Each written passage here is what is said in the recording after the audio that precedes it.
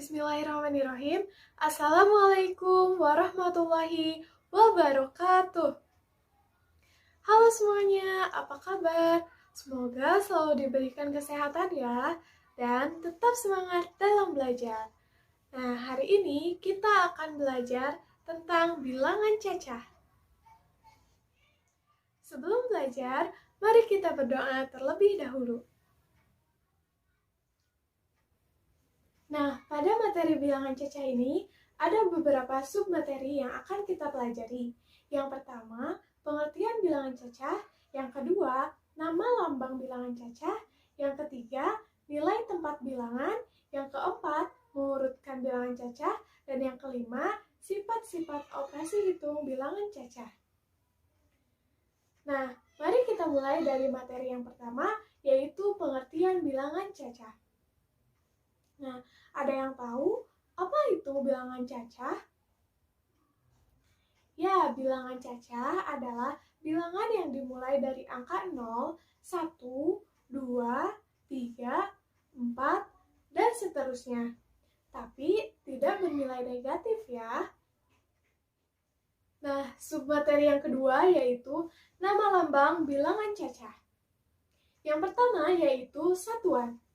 Satuan adalah bilangan yang terdiri dari satu angka, seperti 2, 5, 7, dan seterusnya.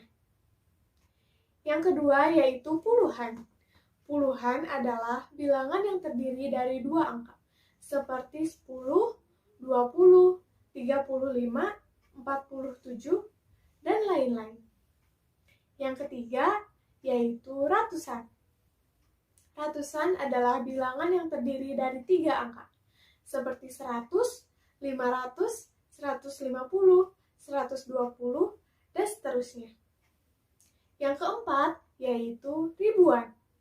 Ribuan adalah bilangan yang terdiri dari 4 angka, seperti 1000, 2000, 3000, 3500, 4500, dan seterusnya.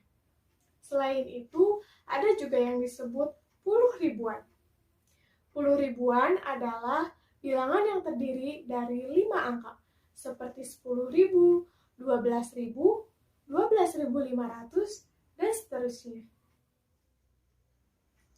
Nah, setelah kita mempelajari tentang nama lambang bilangan cacah, sekarang kita akan mengetahui tentang nilai tempat dari suatu bilangan. Nah, menentukan nilai tempat dari suatu bilangan biasanya dilakukan dari yang paling belakang, seperti contoh berikut. Nah, di sini ada bilangan yang terdiri dari 4 angka. Biasanya disebut dengan ribuan. Nah, dimulai dari angka yang paling belakang, biasanya selalu disebut dengan satuan. Selanjutnya, angka yang kedua dari belakang disebut dengan puluhan. Dan angka yang ketiga dari belakang disebut dengan ratusan. Dan angka yang paling depan disebut dengan ribuan. Nah, jadi bisa kita lihat bahwa angka 7 bernilai satuan, angka 6 bernilai puluhan, angka 5 bernilai ratusan, dan angka 2 bernilai ribuan. Bagaimana? Apakah dapat dipahami? Nah, lalu bagaimana jika puluh ribuan? Sama seperti yang tadi, jika kita menambahkan angka 2 di depannya, maka dibaca dengan 22.567. Berarti yang 7 bernilai satuan, 6 bernilai puluhan, 5 bernilai ratusan, 2 bernilai ribuan, dan 2 yang depannya bernilai puluh ribuan. Bagaimana, paham kan? Nah, lalu bagaimana jika membaca bilangan seperti ini? Ya, bilangan ini bisa dibaca dengan 15.067. 7 bernilai satuan, 6 bernilai puluhan, 0 bernilai ratusan, 5 bernilai ribuan, dan 1 bernilai puluh ribuan. Nah, submateri yang berikutnya yaitu mengurutkan bilangan. Kali ini kita akan mengurutkan bilangan dari yang kecil ke yang terbesar. Di sini ada beberapa bilangan, yaitu 5.500, 3.500, 1.500, 2.500, dan 4.500. Dikarenakan dalam instruksinya yaitu mengurutkan bilangan dari yang terkecil ke yang besar, jadi kita cari dulu mana bilangan yang paling kecil. Ya, bilangan yang paling kecil yaitu 1.500. Kita taruh 1.500 di yang paling depan. Nah, sekarang kita lihat sisanya.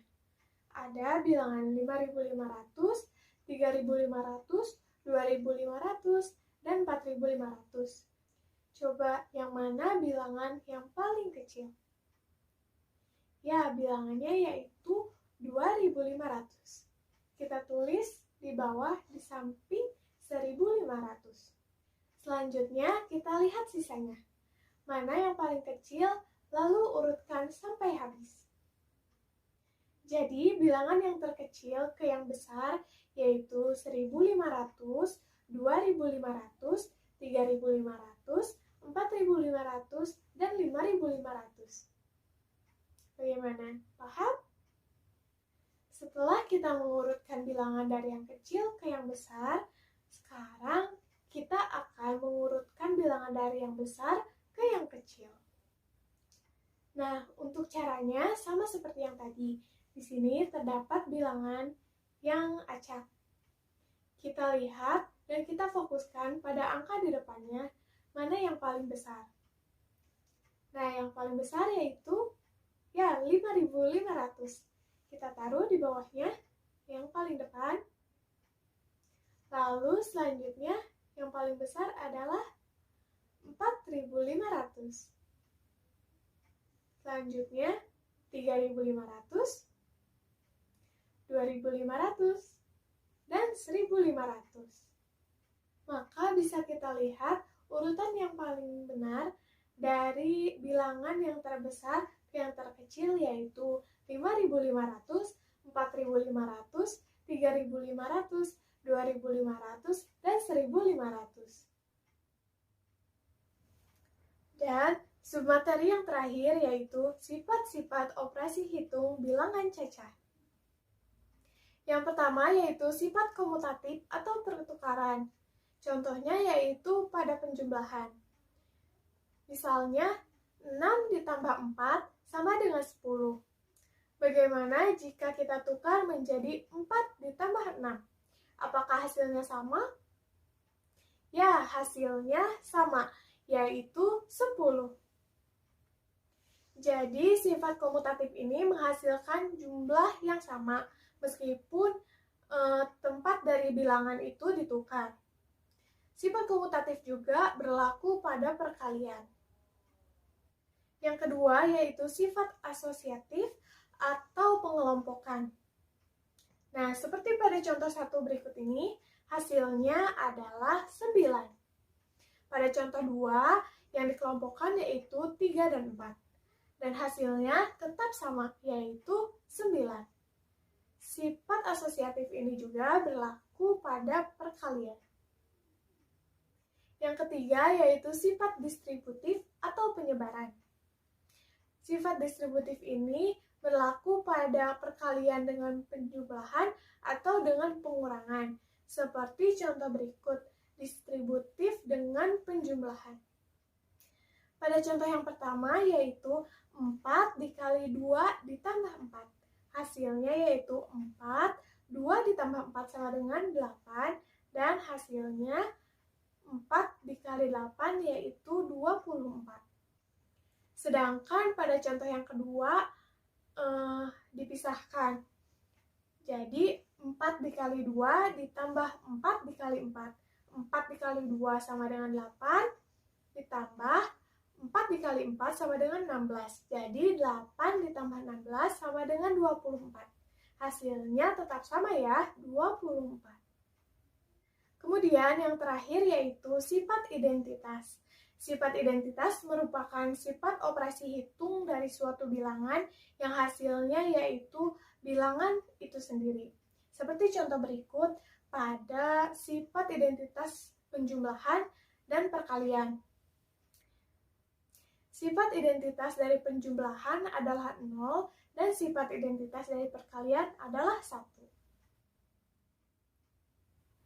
Bagaimana? Apakah kalian paham? Nah, setelah dipahami, nanti kalian dapat belajar, latihan, dan mengerjakan soal-soal yang akan diberikan guru. Siap? Harus siap ya, karena anak pintar selalu belajar dan tidak akan menyerah. Nah, sekian pembelajaran hari ini. Sampai jumpa di lain waktu. Wassalamualaikum warahmatullahi wabarakatuh.